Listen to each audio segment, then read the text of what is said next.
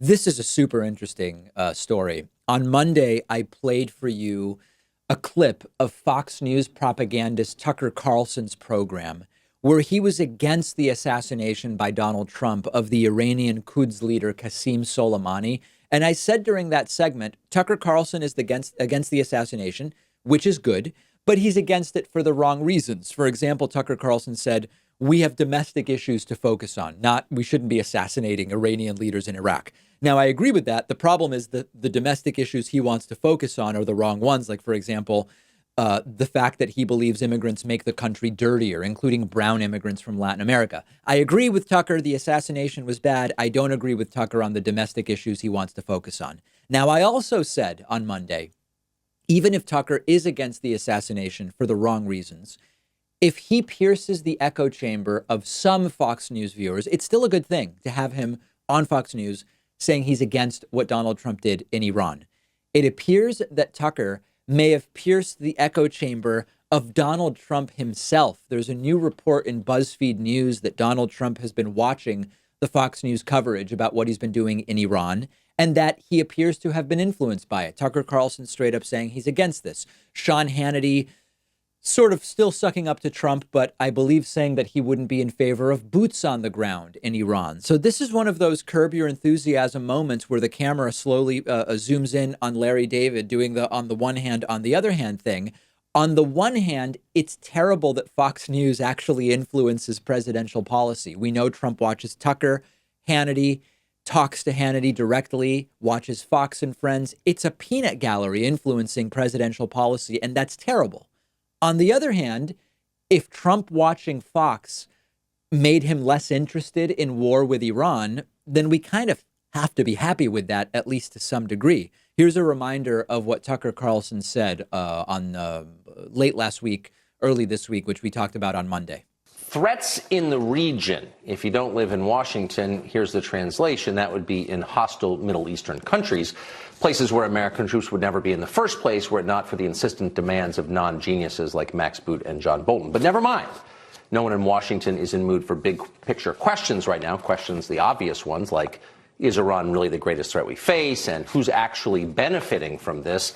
And why are we continuing to ignore the decline of our own country in favor of jumping into another quagmire from which there is no obvious exit? By the way, if we're still in Afghanistan 19 years later, what makes us think there's a quick way out of Iran? And so on. Nobody is thinking like that right now.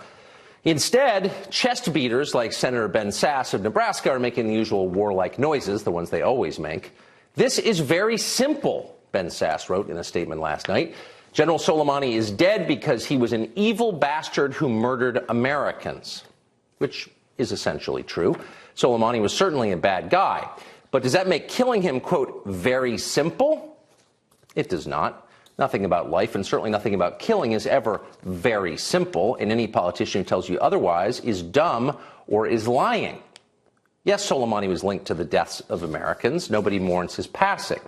But Mexico and China are also linked to the deaths of Americans. Each has flooded our country with narcotics from which tens of thousands of Americans die every single year. Not that anyone in power cares. So does that mean we get to bomb Oaxaca? Can we start assassinating generals in the People's Liberation Army? Now, there's another interpretation here that suggests Trump may be getting foreign policy advice from Fox is better than the alternative. And this might sound absolutely crazy. Is it possible that the advice Trump would get from Fox News is less radical than what he would get from the people in his administration? So I'll give you a very specific, tangible example. Tucker Carlson is horrible, but he has an anti-interventionist streak. He doesn't seem bloodthirsty to go to war with whoever he can. Maybe we're better off with Trump listening more to Tucker and less to, for example, Stephen Miller, who is an absolutely unhinged radical. I'm thinking out loud here, and this may be totally misguided. In a perfect world, in an even remotely reasonable world, Fox News would not be influencing presidential policy. But as a sort of Sophie's choice situation, if you ask me, do I want Stephen Miller guiding Donald Trump's foreign policy, or do I want Tucker Carlson guiding Trump's foreign policy? Maybe Tucker Carlson is the preference, as horrible as he is. This is not a normal conversation. This is not something we would normally think about. In a normal administration, we might be saying, which school of economic thought would we prefer the president's domestic policy be based on? Under Trump, we're saying, would we rather Trump get foreign policy ideas from xenophobe propagandist Tucker Carlson or radical white nationalist Stephen Miller? Still, between two bad choices, there can be a less bad one. The 2016 election is certainly evidence of that. The country made the wrong choice there.